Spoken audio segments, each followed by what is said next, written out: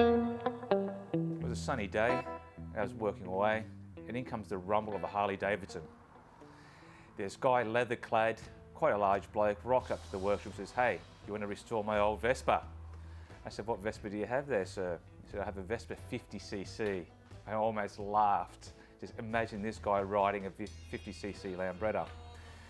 So after talking to this gentleman for a while, I realised that what we could offer him was to turn this 50cc into a little pocket rocket.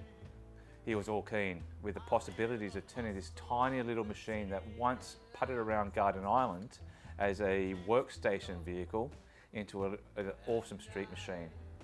So we stripped the scooter back, got our high-spec engine components that we could find that were reliable and cost-effective and fitted his budget at the time. We built this engine and shoehorned into this tiny little frame. The result of which, on the first riding of this scooter, felt like I was riding a cannonball without brakes.